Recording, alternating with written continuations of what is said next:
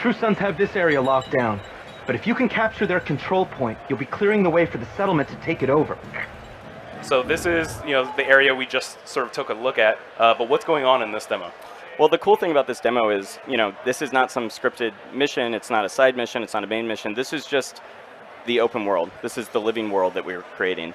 So the players are just exploring the living world right now, and they come upon a control point. And that's one of these things I was talking about, where that the True Sons faction have moved in there to try to lock it down. And if you get in there, you can call civilians to help you and try to take it back. And if you hold that, you're getting resources for the civilians. You're helping them out. And these types of things can just occur throughout the living world, right? They're different every time you play, and we really want to increase the replayability of even this aspect of the game. Yeah, and so we're looking here at a 4-person squad, right? Sort of switching between angles. Walk us through a bit of what these players are doing, what each specialization might be. Yeah, so I think like the most noticeable thing right off the bat is they're using cover a lot, and that's a core pillar of what we're trying to do. Is we want to really put an emphasis on the core shooter feel, right? So the lethality is, you really feel it. You want to fight from cover. It feels very tactical, and so you'll see them using a lot of very smart cover and getting kind of flushed out of that cover throughout the demo, right? And having to kind of react on the fly as to what the AI are doing. In terms of their skills, I love the deer. That's one of my favorite. I love the deer. Yeah. I made the mistake of shooting the deer in my demo just to see if I could, and I felt so guilty. It broke your heart. It did. It did. People, don't shoot deers. Yeah. Don't do it, even in game. But anyway, if we look at their actual loadouts, right?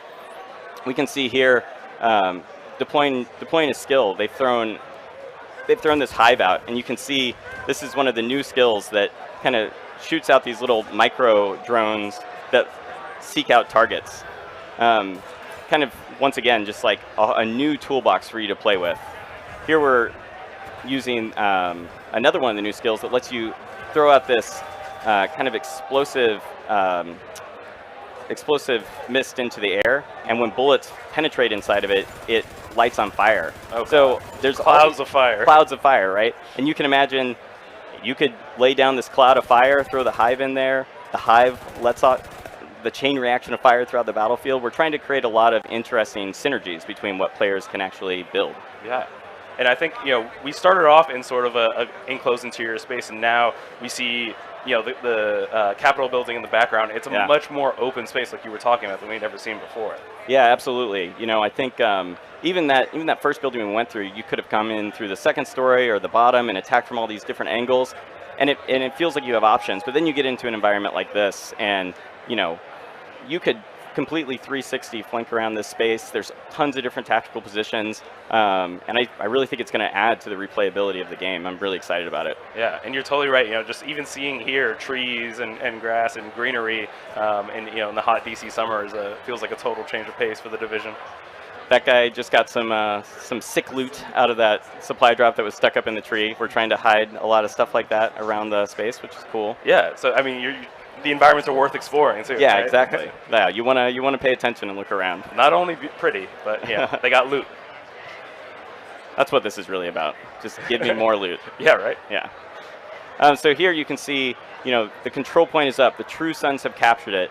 When you go in, you could totally try to take this control point back on your own, or you could call in nearby allies. So you shoot off a flare, and that actually calls civilians to come and support you and try to take this back, and then they'll hold it.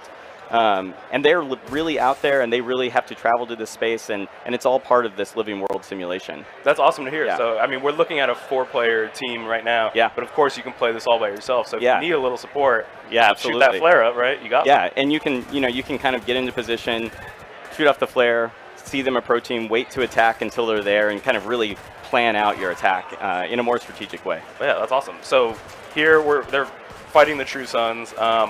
What's important about this point? Why is it a control point? So each of the control points, there's lots of them littered all around the environment, but they're places that would have some sort of resource that these factions and these settlements need. So it might be, water supplies or food, or there's varying things that they go after. But yeah, each environment has something that these factions want out of it. And this one on top of it is, an amazing crashed Air Force One, which kind of does add to the spectacle. Oh yeah, certainly.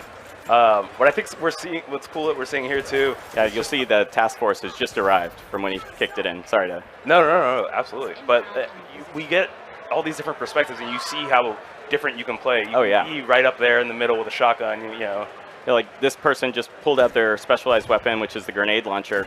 And you actually have to collect special ammo for that. So you'll be collecting special ammo for your weapon as you play, and and then using it at really the right moment, right? So it's these big explosions of power that are super impactful on the battlefield. Yeah, we just saw the drone there as well. Yeah, this person just pulled out their 50 cal sniper rifle. It's pretty meaty.